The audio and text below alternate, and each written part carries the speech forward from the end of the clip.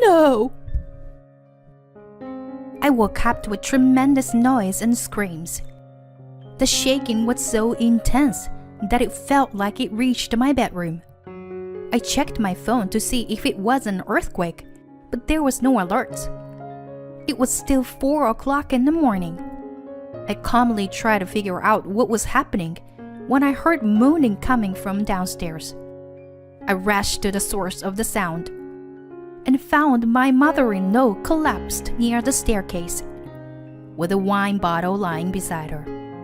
I quickly understand what had happened. My mother-in-law always looked down on me as an uneducated and worthless daughter-in-law, and she drank until she passed out. She must have slipped on an empty wine bottle, lost her footing, and tumbled down the stairs. While I was in shock, my mother-in-law spoke to me in an intimidating voice. Hey, what are you doing? You're really useless. Stop dawdling and call an ambulance. Don't you understand the situation? I might have broken a bone. I'm sweating bullets. Hurry up. I panicked and quickly went to get my phone. As I grabbed it, I suddenly realized something. Could it be... My name is Katie. I am a housewife like anyone else. I got married to Tom a few years ago. I met my husband Tim at work. We didn't interact much while I was still at the company, but he approached me when I moved to a different building. We started dating from there, got married, and now here we are. Living with Tim was not flashy, but we were filled with small daily happiness. However, something happened that brought an end to those days. Tim's father, my father-in-law, passed away from a heart attack. He had never had any illnesses before and was in perfect health. No one had expected him to suddenly pass away, so it was a tremendous shock. Tim and my mother-in-law were visibly distressed. I couldn't leave my mother-in-law alone in that state. So after the funeral, Tim and I started living with her. However, my mother-in-law had some twisted characteristics. When we first started living together, she said, "Thank you for living with me." I couldn't even imagine how she must have felt, having been left alone so suddenly. That's why I was determined to support her as much as possible, so that she could heal soon. As time passed, she started smiling more, and she began to regain her strength little by little. But then, an incident occurred during a dinner conversation. We were discussing something we saw on TV, when my mother-in-law laughed at me, as if she was making fun of me. I think it was about some art pieces or something trivial. Apparently, my comment wasn't accurate, and she said, "Oh my, Katie, did you really say that?" I've heard that some people make mistakes, but I never thought there could be someone who actually did. At that time, we all laughed it off. But later on, my mother-in-law began to pry into my educational background. What's your highest level of education? Did you study science or humanities? What were your grades like? To be honest, I only graduated from high school, and my grades weren't particularly outstanding. I was always in the middle of the pack. The high school I attended wasn't an elite school either, just an ordinary public high school. When my mother-in-law heard this, she looked down on me and made a condescending laugh. If only I had asked about your educational background before you got married. Since you were the woman my son brought, I thought you must have graduated from at least a university. But to think you only have a high school diploma. I was a bit annoyed, but I tried my best not to show it on my face and endured it.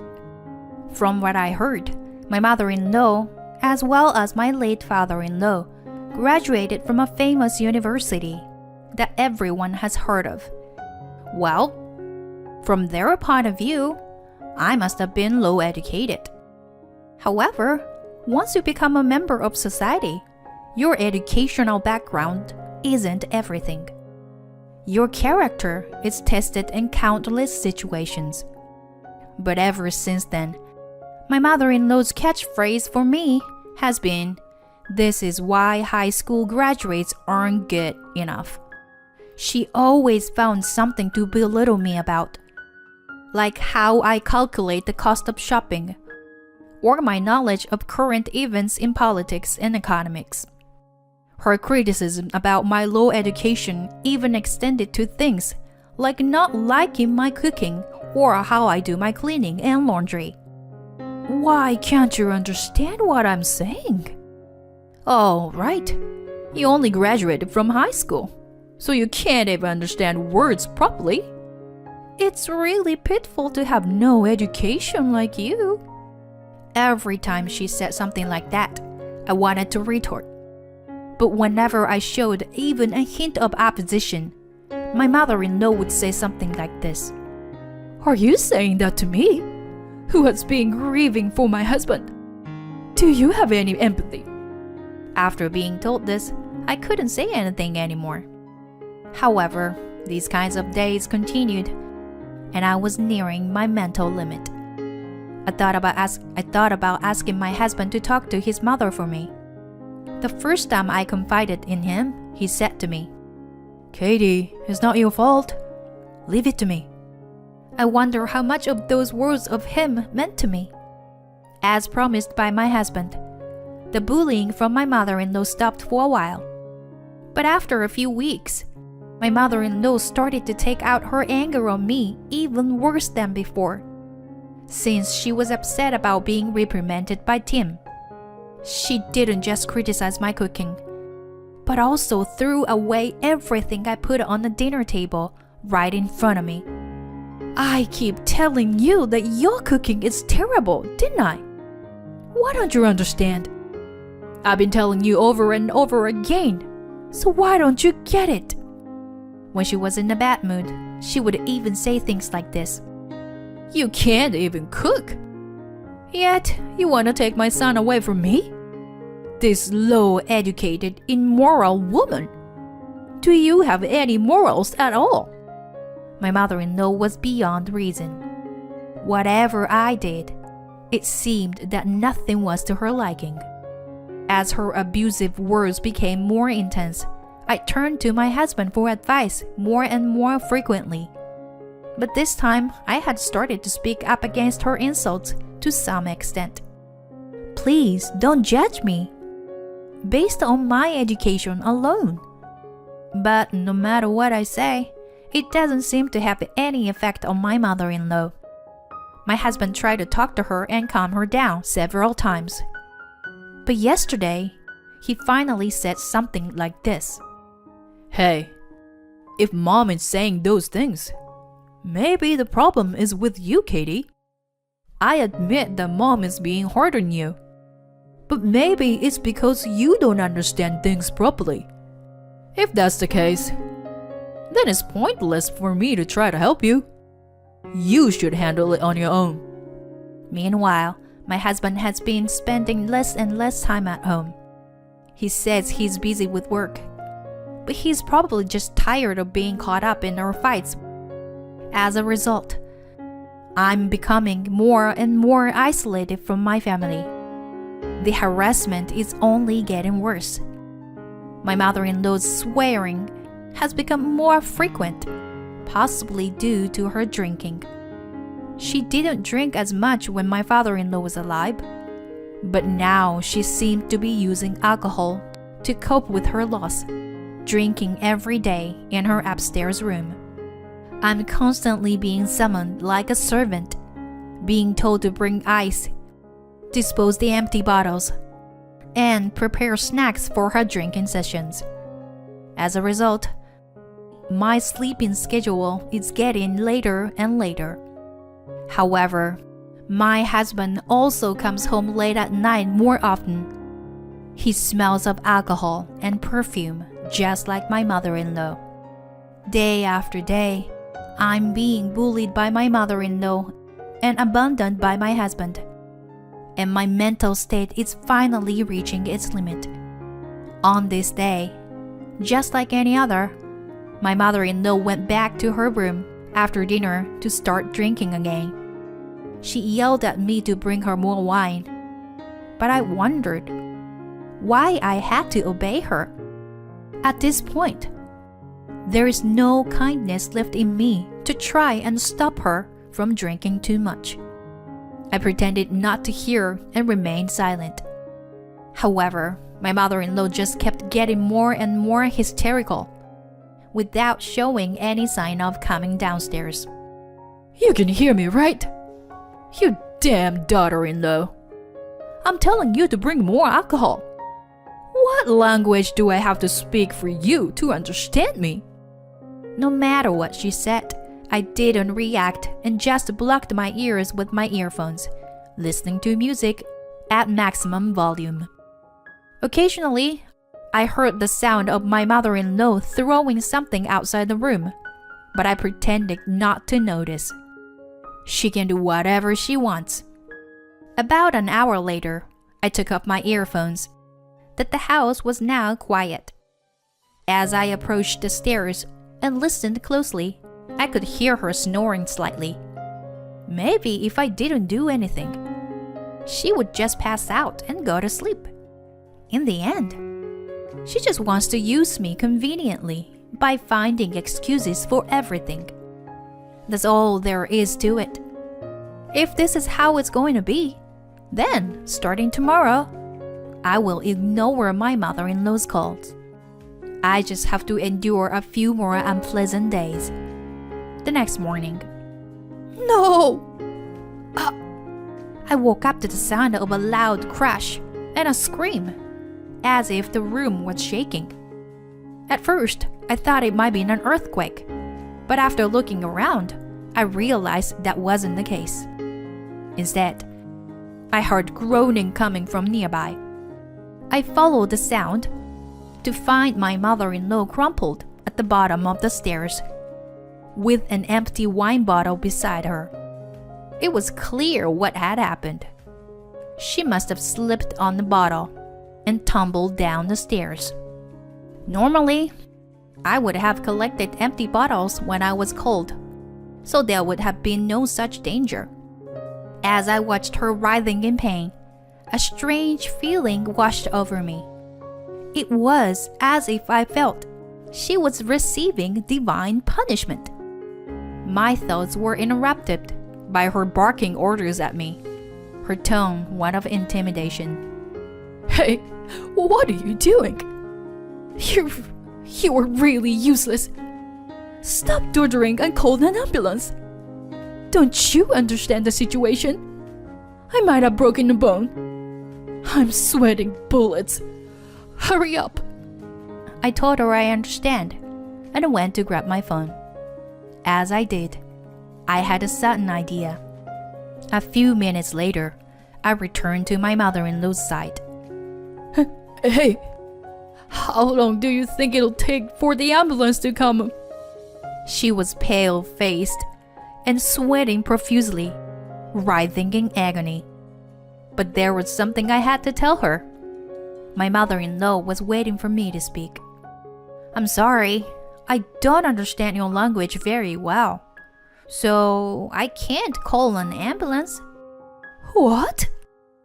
My mother-in-law looked at me, perplexed and confused about what was happening. But then, she quickly regained her composure and started yelling at me. What are you joking around? At a time like this? Don't you understand this is no laughing matter? My whole body hurts. It could be life-threatening. Don't you understand my pain? You stupid daughter-in-law. I'm sorry. I'm not very smart. I don't understand. I don't know what to say. I'm sorry. I can't do it. I continued to speak in broken and unintelligent sentences. My mother-in-law started to worry that I wasn't going to call an ambulance after all. Her tone softened as she started to stumble over her words. No, I mean, I need an ambulance. So, Katie... She was clearly trying to figure out what to do, perhaps imagining what might happen if she left there alone without being treated. Finally, my mother-in-law began to cry and plead with me to call an ambulance. Katie, I'm sorry. It was all my fault. I apologize for treating you so badly all this time. I won't make fun of you anymore. So, please. I still want to live. My mother-in-law cried and wailed. I retorted, "Well, you should have said that from the beginning, if you understood. But anyway, I've already called an ambulance." Right after my words, the distorted sound of a siren started to be heard. Then the ambulance arrived, and my mother-in-law was transported to the hospital. After that, my mother-in-law was hospitalized for the day for a checkup just to be sure.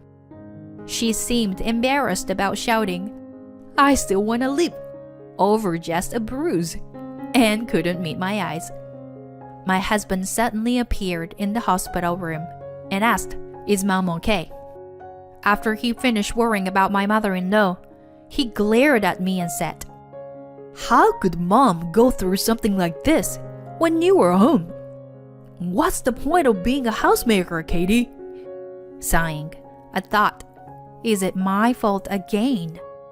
And took out a voice recorder from my pocket and played it.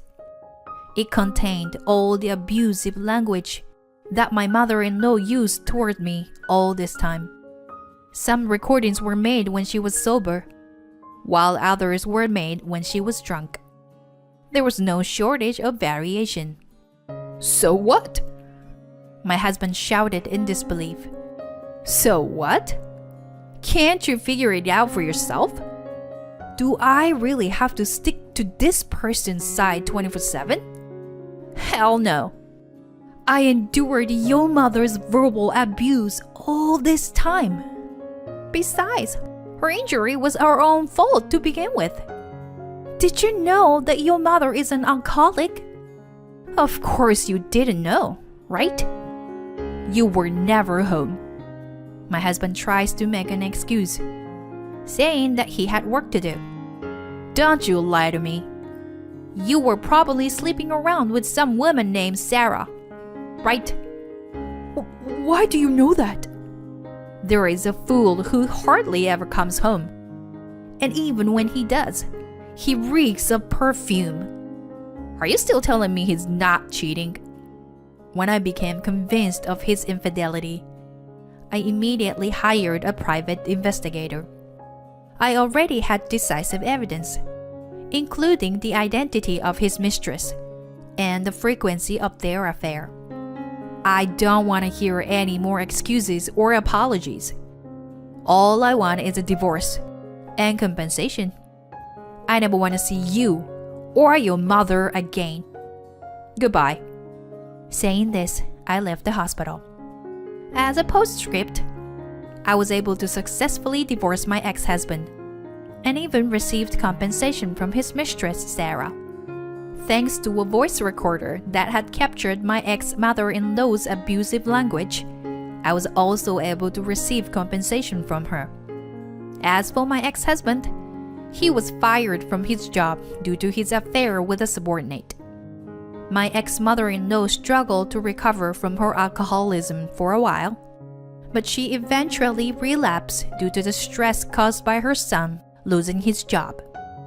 According to their neighbors, the two of them always reeked of alcohol and were often inebriated to the point where they couldn't even have a proper conversation. As someone who only graduated from high school, I don't know if they teach you about the dangers of alcohol in a university.